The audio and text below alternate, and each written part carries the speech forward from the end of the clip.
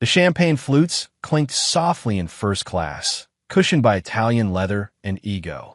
Calder Knox leaned back in his seat, tan wrist resting against the edge of his tray table. The Rolex on his wrist gleamed under the ambient cabin lighting, subtle, intentional, like everything he did. Across from him, Sienna laughed too loudly at a joke he barely told. She was stunning. Bare shoulders, a diamond necklace he'd gifted just hours earlier, and the glow of someone who truly believed she'd won. "You really told your board that you're retiring?" she asked, twirling the champagne flute. He smirked, eyes trailing the length of her collarbone. "They work for me. They'll adjust." Sienna grinned and reached for his hand. Everything felt curated. The vintage dome, the upgraded suite, the whispers between flight attendants who recognized his face from magazine covers and Forbes lists. Even the clouds beyond the window seemed to part just for him. If this story resonated with you, subscribe to the channel and spread the word, and tell us where you're watching from.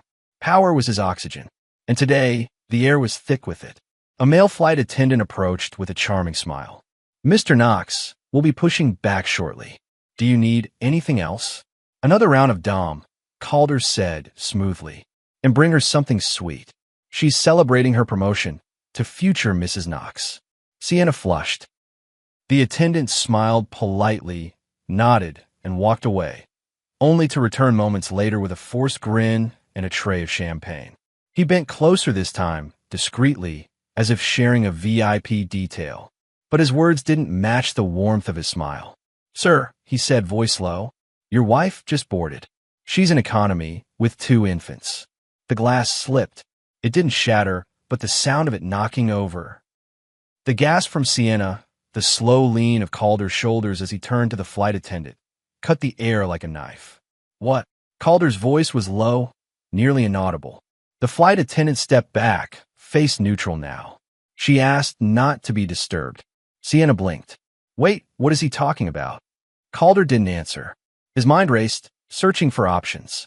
Could it be someone else? A bluff? But he knew. Deep down, he knew. Elena. She had found him. The plane hadn't even left the tarmac. He looked toward the cabin curtain, toward the back of the plane. Sienna leaned forward. "Calder, is this some ex-girlfriend, or—" He didn't move. His hand gripped the armrest, knuckles white. This wasn't part of the script. He had taken every precaution. Private investigators, encrypted accounts, staff NDAs. Elena wasn't supposed to know about this flight, let alone show up on it. And the babies? The twins? He'd never seen them. Never wanted to. Sienna's voice wavered now. "Who is she?" He turned toward her, finally. His jaw clenched, his expression slipping from charming to cornered. "She's no one." But even he didn't believe it anymore. Behind him, the cabin door closed. The aircraft groaned softly. The captain's voice welcomed passengers. Flight attendants began final checks. The world outside started shrinking to metal, pressurized air, and consequences. Sienna pulled her hand away, and Calder Knox, once untouchable, sat frozen, realizing something horrifying. He would spend the next 11 hours locked in the sky, with the one woman he'd left behind, and 2 daughters he never dared to meet. Elena Knox tightened her grip on the stroller as the boarding gate came into view. She hadn't slept more than 3 hours in the past week, and the bags under her eyes were no longer subtle. Her blouse was wrinkled, her curls tied back in a quick knot, and she smelled faintly of talcum powder and formula. But her gaze was steady, unshakable. The twins cooed softly in their carrier, 2 identical girls, barely 9 months old. One was drifting off. The other blinked at the fluorescent lights above them, unaware of the reckoning her mother was about to orchestrate. The airline had offered her help. A gate agent noticed her carrying both girls and offered priority boarding. Elena declined. She didn't want attention. Not yet. She wanted Calder to see her when it was too late. She moved down the jet bridge with careful steps. Her palms were clammy, but not from fear. Anticipation had a way of mimicking nerves.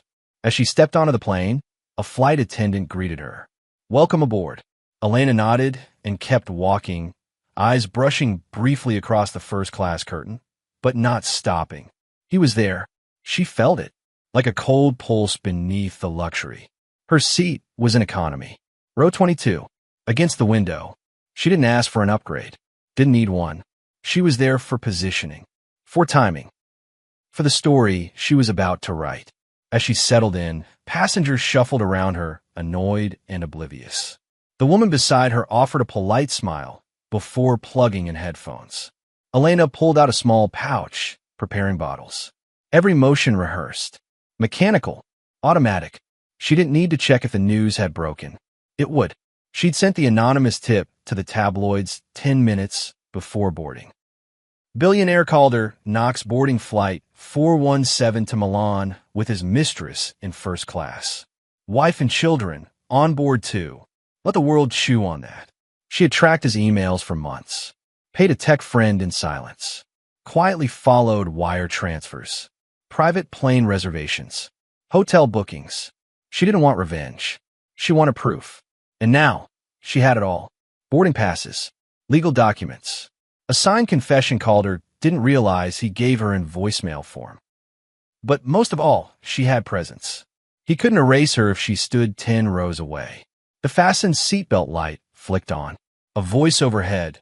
Cabin crew, prepare for takeoff. Elena nestled the girls into her chest. The engines began to roar beneath them. She didn't flinch. As the plane lifted, so did something else. Her silence. Her fear. Her marriage. All of it left on the tarmac. One of the girls whimpered. Elena whispered gently, "Sure, baby, he's going to hear you."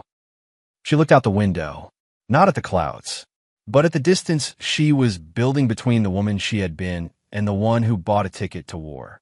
Up ahead, beyond the curtain, Calder Knox likely still sat smug in first class. Maybe sipping champagne again. Maybe pretending to be single. He had no idea that this flight, this sky, belonged to her now. The engines roared louder. The altitude climbed. And Elena Knox closed her eyes briefly and smiled. This wasn't turbulence. It was momentum. The seatbelt sign flicked off. Flight attendants floated up the aisles with trays of warm towels and sugar-dusted almonds. Sienna uncrossed her legs, stretching slightly. Her bare shoulder brushed Keldis. He didn't react. She reached for her champagne glass, but her eyes remained on him. He was texting. Fast. Focused. Not her. The screen glowed briefly before he tilted it away, deliberately. She caught only a name, Elena. Her stomach dropped. Sienna blinked once, letting her smile settle back in a place like makeup she didn't remember applying. She leaned in closer, feigning curiosity. Work already? She teased, her voice sugar-coated quiet. Calder didn't look up. Just something urgent. She nodded, but her mind twisted. Elena. He had told her that name before. My wife's cold. Calculated. She controls everything. You're the first person who sees me. Sienna remembered how his voice had sounded the first time he said it. Quiet, broken. The vulnerable kind of honesty that made her feel like the center of his gravity. Now, at 36,000 feet, she realized something horrifying. That voice was performance. Flashback. 2 years earlier. Art gallery. Miami. A charity fundraiser she'd been hired to model for. Calder Knox had watched her from across the room. He approached with subtle confidence. No cheesy lines, just curiosity. Respectful. Intelligent. Interested. You don't belong here, he'd said. Neither do you, she'd replied. He laughed. Bought 2 paintings he didn't care about. One of them, she later realized, was of a faceless woman in a birdcage. He asked her out that night. By the end of the month, she was in his penthouse, wrapped in cashmere sheets and half-truths. Back in the present, Sienna swallowed hard and glanced around the cabin. First class felt different now. The hum of the engines couldn't drown out the buzz inside her skull. The air tasted colder. Calder finally tucked his phone away. Turned to her, smiled. I've been thinking, he said. Once we land in Milan, maybe we extend the trip. Rome? Or Santorini? Her mouth moved before her mind caught up. That sounds amazing. But her voice didn't match her eyes. Because she was seeing it now, clearly. How he used charm as armor. How every romantic gesture had a purpose. How he never answered direct questions. How his past, when pressed, was always just out of reach. She remembered asking once about his children. He had waved it off. Let's not ruin the night. Sienna had assumed that meant estrangement, not abandonment. Now she wondered, how many other Siennas had there been? And more importantly, how many after? She leaned back in her seat, but the comfort had vanished. Her glass sat untouched. Calder had already moved on, flipping through the onboard wine list like nothing had shifted. She watched his hands. So steady, so trained. Like a magician preparing his next trick. A question crawled in her chest and lodged there, heavy. Was I ever real to him? And worse, did he ever mean to leave her? From somewhere deeper in the plane, a baby cried. Sienna turned her head. She hadn't seen the woman. Not yet, but she felt her. The presence pressing up the aisle from behind the curtain. Unavoidable, inevitable. The wife, the babies, the reckoning. Sienna looked out the window into the endless white. She didn't feel like she was flying anymore. She felt like she was falling. The first cry came just after the flight attendants began the dinner service. Sharp, sudden, piercing through the hum of the engines like a needle tearing silk. Sienna flinched. Calder froze. It wasn't the cry itself that unnerved him. It was the recognition buried inside it. That high, shrill pitch carried something disturbingly familiar. Something bloodbound. He didn't turn around. He didn't have to. Sienna glanced toward the curtain, separating first class from economy. Do you hear that? Calder didn't answer. Another wail followed, this one angrier. Then came the soft coos of a second child, nearly in harmony. Twin cries, out of sync, yet inescapably linked. Sienna narrowed her eyes. Wait, that's two babies. Calder's jaw clenched. He took a long, slow breath and reached for his wine. The glass was empty. His hands weren't steady enough to pour another. She leaned toward him. You said she wasn't coming. He didn't move, didn't speak, couldn't, because the moment had arrived. And he wasn't ready. Flashback. The memory hit like a wave.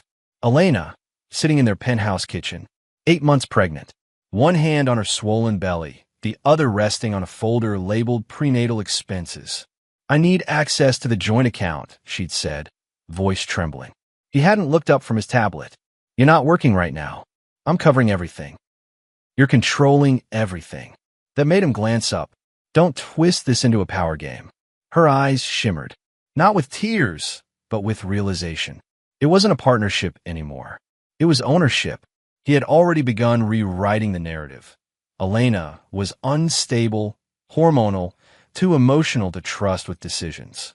He remembered thinking how quiet she'd become after that night. He hadn't minded the silence. Back on the plane, the silence shattered again. A toddler squealed. Then another scream. A nearby passenger groaned. Sienna pulled her blanket tighter, suddenly cold. Are they yours? The question landed like a slap. Calder didn't reply. Instead, he slowly turned toward the aisle. His hand gripped the armrest like it was a ledge. Somewhere back in row 14B, Elena was rocking their daughters. He hadn't seen them since the NICU, had never held them, had never wanted to. His plan had always been simple. Pay Elena off, stay distant, rebuild his public image with someone fresh. Sienna was supposed to be the pivot, the clean slate. But now, everyone would know. The passenger across the aisle angled their phone, pretending to check messages, but the camera was clearly pointed at him. The red recording duck glowed. A couple in the row behind whispered, That's Calder Knox, right? The CEO? He's with that influencer girl, but didn't his wife just have twins? More phones lifted. Calder looked straight ahead, stone-faced, trying to silence the fire behind his eyes. His reputation wasn't unraveling behind closed doors. It was going viral at 36,000 feet. He grabbed his phone and typed a message, thumbs trembling. Land. Now. Damage control. No signal. No escape. Sienna leaned closer, her voice lower now, the anger thawing into fear. She brought them on purpose, didn't she? Calder looked at her, and, for the first time, he didn't lie. Yes. Sienna looked away, lips parting like she wanted to say more. But what was left? She had believed she was the center of his world. Now she saw she was only a shield. And the wife? The babies? They weren't just back. They were boarding every conversation, every whisper, every headline from here on out. Back in row 14B, Elena gently rocked her daughters. One was asleep now. The other sucked on her pacifier, cheeks wet from tears. A man in the aisle beside her leaned over. "Rough flight, huh?" Elena didn't smile. She looked forward, toward first class, toward the man who left them all behind. "No," she whispered. "It's just getting good." The seatbelt sign blinked back on. "Ladies and gentlemen," the captain's voice buzzed overhead. "Moderate turbulence ahead. Please return to your seats and fasten your belts." But turbulence had already arrived in first class. Calder Knox hadn't moved in 15 minutes. He sat rigid, eyes locked forward, jaw tight. His wine glass sat untouched. Sienna watched him from her seat, legs crossed, arms folded. She didn't speak. Not yet. She was waiting. The flight attendant returned, soft-voiced and composed, but her hands trembled ever so slightly as she slipped a folded napkin onto Calder's tray. He looked down. 3 words, handwritten in neat black ink, tell her everything. No name, no signature, but he knew who it came from. Sienna leaned in slowly, catching the message with a curious glance. She reached across the tray and picked it up before Calder could stop her. "Read it. Reread it." Her voice was quiet, almost curious. "Is this from her?" Calder didn't answer. She raised her voice just enough to make the couple in the row ahead stiffen. "Is this from your wife, Calder?" He exhaled slowly. "It's nothing." Sienna dropped the napkin like it burned her. "You're lying." "Sienna, how long?" Calder turned toward her, voice sharp. "Not now." Her lip curled. "Oh, suddenly timing matters." She glanced around. Phones weren't raised this time, but eyes were. The confrontation was no longer private. That didn't stop her. "You told me she was out of the picture," Sienna said, each word blade. "You told me she was bitter, controlling, that she didn't even want the kids." He looked away. "And now she's sitting 12 rows behind us with your daughters?" His silence fanned her rage. "You said they were mistakes," she whispered. The words hung in the air. Calder's nostrils flared. "I never said that. You implied it. Every time I asked about them, you changed the subject. You made her the villain so I'd stay in love with you." His voice dropped. "Keep your voice down." She laughed bitterly. "You know what? Fine. Let's talk quietly then." She leaned in. Too close. "Why don't you hold your daughters, Calder?" The question cracked the cabin open like a pressurized seal. His mouth opened. No sound came out. Sienna waited, her heart thudding against her ribs. The silence stretched. Longer, colder, wider than the Atlantic they were flying over. She saw it then, the truth in his stillness, the cowardice in his breath, the confession in what he wouldn't say. A man with power in every corner of the world, and no courage to look his own children in the eye.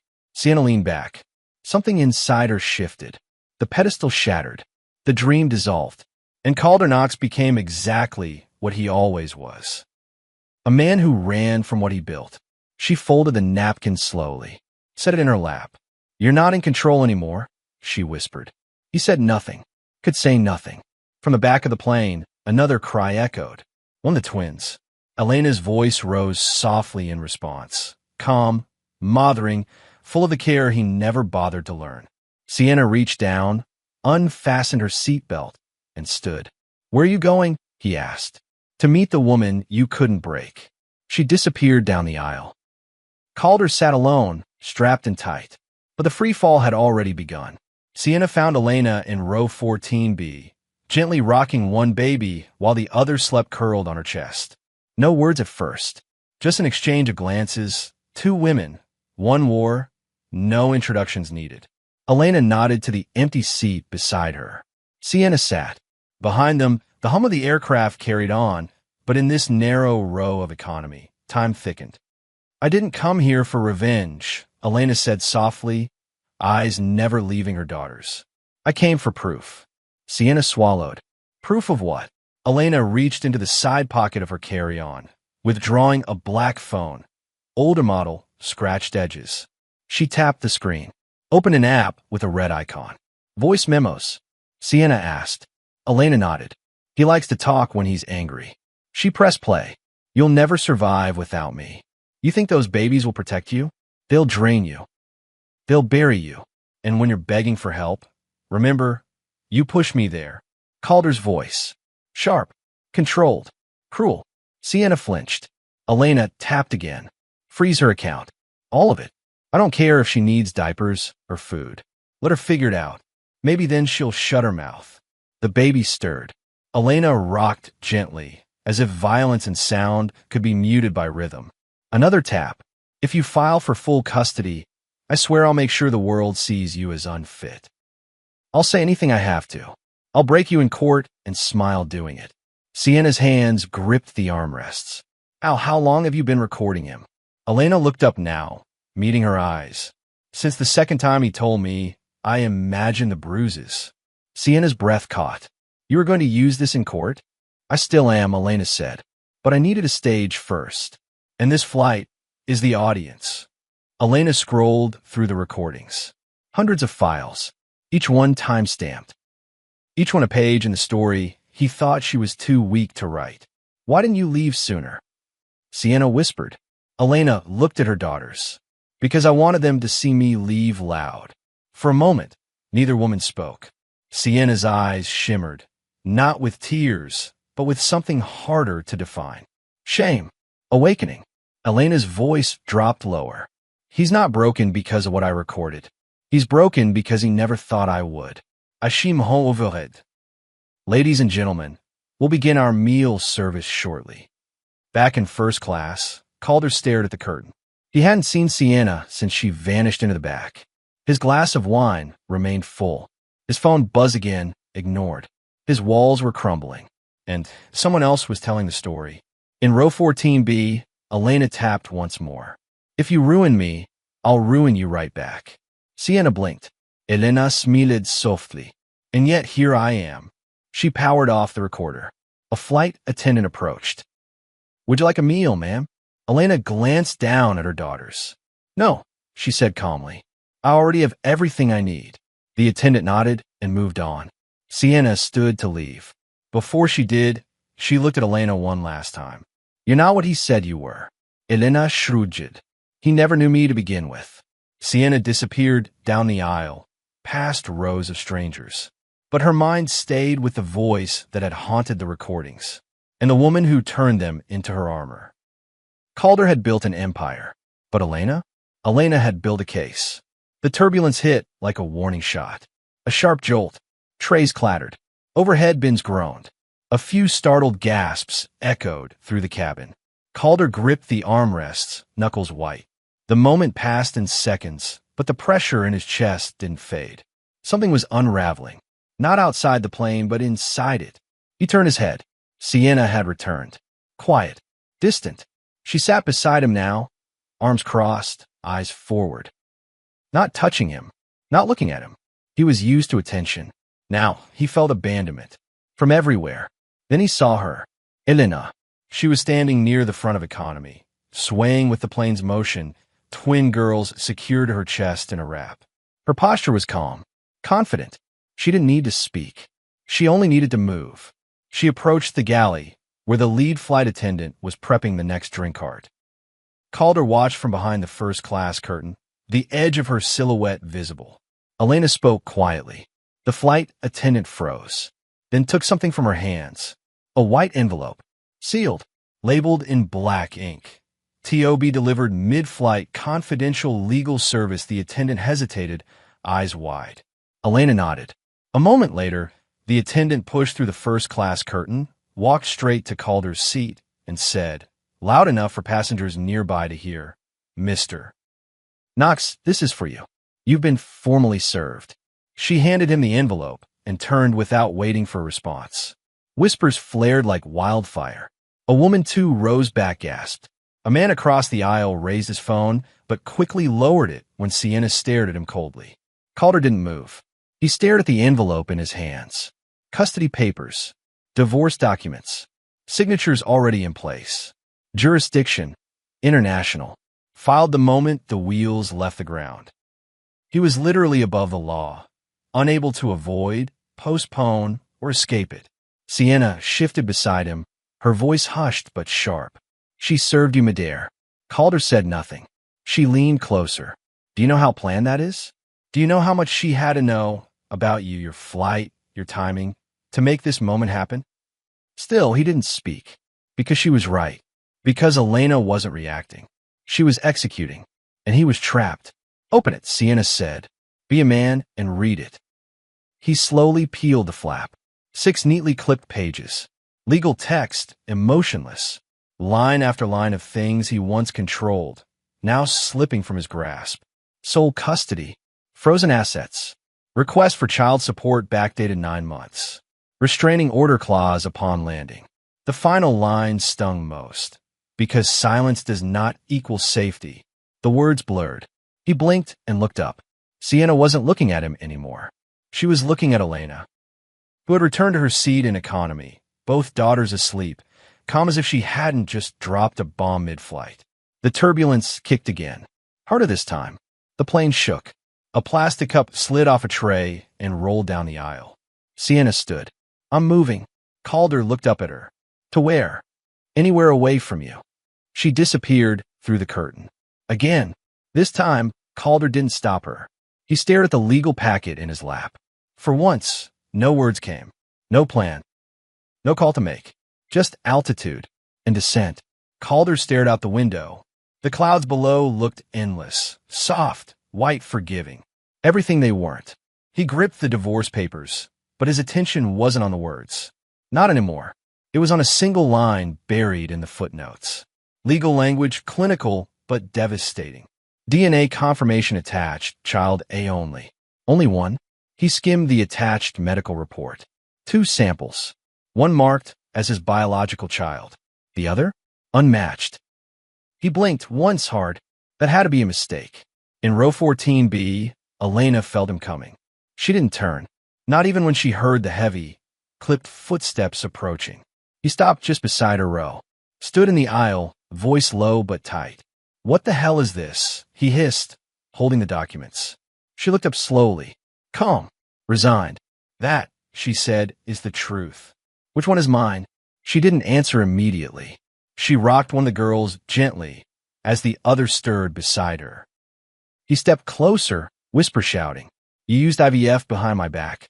You signed the consent forms. I didn't know there were 2 embryos. You didn't ask. Passengers nearby shifted uncomfortably. Calder dropped his voice. So one of them isn't mine? Elena nodded once. Why, he asked. Why the hell would you do that? Her eyes sharpened. Because I knew you wouldn't protect the one that was. His mouth opened, but nothing came. She continued, voice low and steady. You wanted nothing to do with them. You said so. You disappeared the day I showed you the ultrasound. You said, and I quote, 1 kid is an accident. 2 is a trap. She adjusted the blanket over the twins. So I created my own backup plan. Calder shook his head slowly, eyes darting between the girls. Which one? She looked up again, emotionless. Does it matter? He swallowed hard and realized for the first time he didn't know how to look at them. Not as daughters, not as people, not even as names. Just consequences. You manipulated the science, he whispered.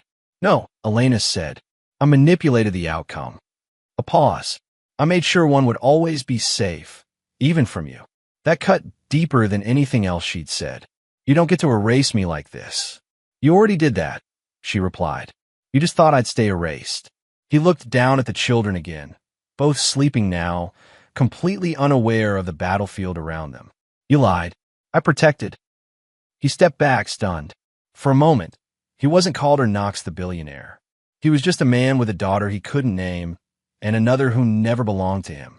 And yet, somehow, both belonged to Elena more than he ever had.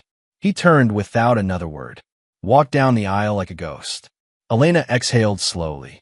From the window, the clouds parted. Somewhere in the distance, the captain announced the descent. But the truth had already landed. Ladies and gentlemen, this is your captain speaking. We've begun our initial descent into Milan. The words echoed like a countdown. Calder slumped in his seat, the weight of altitude pressing harder than gravity. The divorce papers still sat in his lap. The DNA result flickered in his mind like a glitch he couldn't debug. 1 daughter his. One not. Neither reachable. He stood abruptly. Passengers glanced up, sensing the tension, but unsure whether to speak or scroll past it. Some began filming again. A billionaire unraveling mid-flight wasn't something you saw every day. He ignored the stares and made his way to where Sienna now sat alone. Near the bulkhead, headphones in but music off. She saw him coming. Didn't flinch. "Sienna," he said, kneeling beside her row. "Let me explain." She stared straight ahead. "There's nothing left to explain," she said flatly. "I didn't mean for it to." She turned, finally. "You didn't mean for what, Calder? That you lied? That you abandoned your kids? That you dragged me into your second life like it was some backup plan?" He lowered his voice. "I never used you." She snorted. "Yes, you did. You used me to prove to yourself that you still had options." Passengers nearby leaned away, giving space but not privacy. Calder tried one more time. "Please, Sienna, don't let it end like this." She took a long breath, then stood. "You ended at the moment you turned your back on a woman holding your daughters." She walked down the aisle, past first class, toward the back of the plane. Didn't look back. Didn't break. He found Elena next. She sat in her row, babies asleep, her face turned to the window, framed by fading light. He didn't speak at first, just stood there, gripping the seat in front of her like it was the only thing keeping him grounded. "Elena." "Nothing." "Elena, please." She adjusted one of the baby's blankets. "You win," he muttered. "Okay, you win." At that, she turned her head slightly. Her expression wasn't cruel. It was empty. "You think this was about winning?" He stepped closer. "I can do better. I'll." She cut him off with a single glance. "You had your chance, Calder. When they were born. When I begged for help. When I asked you to show up." She looked back out the window. "And you didn't." He opened his mouth, closed it again. He waited for her to say more.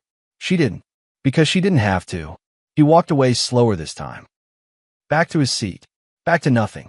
The plane began to dip. The city lights of Milan glittered beneath the clouds.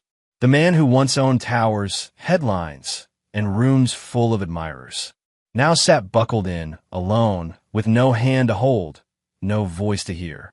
Just silence and descent. The plane rolled slowly across the tarmac, tires thudding rhythmically over joints in the concrete. No one spoke. First class had gone silent. The man who had once filled it with laughter, champagne, and ego now sat hunched in his seat, hollow-eyed and wordless. Calder Knox didn't look out the window. He didn't look at the papers in his lap. He didn't look at anyone. He already knew what was waiting on the other side. In row 14B, Elena pressed a kiss to each of her daughter's foreheads. One stirred softly, curling closer in her chest. The other stretched, yawned, and blinked just once. Outside the window, floodlights cast hard white pools across the tarmac. The shadows of cameras and long lenses danced just beyond the terminal glass. The world hadn't waited for Calder to tell the story. It had come to hear Elena's. The cabin door hissed and unlocked. A flight attendant stepped forward and opened it to the jet bridge. Sunlight and chaos poured in. A wall of flashes erupted instantly, refracting off the cabin walls. Reporters called out questions. "Mrs. Knox, how long have you been planning this? Is it true one child isn't his? Mr. Knox, do you deny the allegations? Were you really served Midair?" Security boarded swiftly, ushering the flight crew out first. Sienna stood behind them, a scarf now covering her face, sunglasses masking swollen eyes. She exited quietly, slipping out through the opposite door reserved for crew. No one noticed. She didn't want credit. She wanted clarity, and Calder had given her that. Back at the front of the plane, two men in suits stepped in. Not police. Lawyers. Calder recognized both. Corporate legal team. Their eyes were tired. Voices flat. "We need to talk before you say anything outside." He nodded numbly, rising like a man heading to his own eulogy. One last glance back at the cabin. No one met his eyes. Not even the woman who had once begged him to see her. Elena rose slowly, careful not to wake the girls. She adjusted the wrap, one baby at her chest, the other nestled in her arm. A flight attendant reached out to help. She declined gently. With quiet grace, she stepped into the light. Reporters surged forward, shouting, reaching. But Elena kept walking. Eyes forward.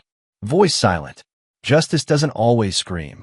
Sometimes it glides down a jet bridge with 2 babies in its arms, head held high, past the man who tried to bury her. A soft cry echoed against the glass. One of the twins stirred. Elena whispered, "We're okay now," and stepped into the world that finally listened. The wind was softer here. Elena sat on a sun-warmed bench overlooking a quiet park. Her shoes kicked off, bare feet pressed into the grass. The world around her moved slowly now. Strollers, breeze, distant bells from an ice cream cart. No one looked at her twice, and that was exactly how she liked it. On the blanket before her, the twins giggled, passing a plush bear between them like it held the secrets of the universe. They were almost a year old now, walking with wobbly knees, shrieking with joy at butterflies, fascinated by every leaf they could grab. Elena smiled quietly and leaned back, head tilted toward the sky. She had learned something up there, 35,000 feet in the air, wrapped in pressurized silence and long-awaited confrontation. Freedom wasn't loud. It didn't arrive with handcuffs or headlines. It came in soft exits, in quiet strength, and finally choosing herself. Across the city, in a glass office lined with books and courage, Sienna slid a folder across a conference table. "She's ready to testify," she said, her voice sharp with purpose. "And we'll get her out. Safe. Quietly." Her client, a woman with tired eyes and fresh bruises, nodded. Sienna stood. "You're not alone." Since the flight, she'd rebuilt herself one decision at a time. No more brand deals. No more red carpets. No more being someone's arm candy. She joined a legal advocacy group that fought for women like Elena, women buried under wealth, silence, and control. Her desk held no flowers, just case files and hard truths. And every day, she remembered the moment she stood up and walked away from Calder. It hadn't been rebellion. It had been survival. As for Calder Knox, his name hadn't trended in months. The board had voted him out quietly. Investors fled. Lawsuits piled up. Frozen accounts. Collapsing stock. His face disappeared from magazines and glossy conference stages. He lived now in a rental outside the city, alone. The leather chairs didn't match. His phone barely rang. The silence was his only company, and it didn't flatter him. He watched the world move on, watched his children grow from a distance he would never be allowed to cross. And worst of all, he finally understood that no empire could protect him from truth. Back at the park, one of the twins toddled over and climbed onto Elena's lap, sticky with orange juice and curiosity. "Mama," she chirped. Elena wrapped her arms around her daughter and rested her chin gently on the soft crown of her head. "Yes, love." The toddler pointed toward the sky. "Plane." Elena looked up. A jet whispered overhead, barely visible against the bright blue. She watched it pass, a silver arc in motion, and she thought. Not of Calder, not of the courtroom, not even of the pain. She thought of the moment she stood in a narrow airplane aisle, surrounded by passengers and possibilities, and finally spoke without saying a word. She had been served pain. She returned with peace, and she never once looked back.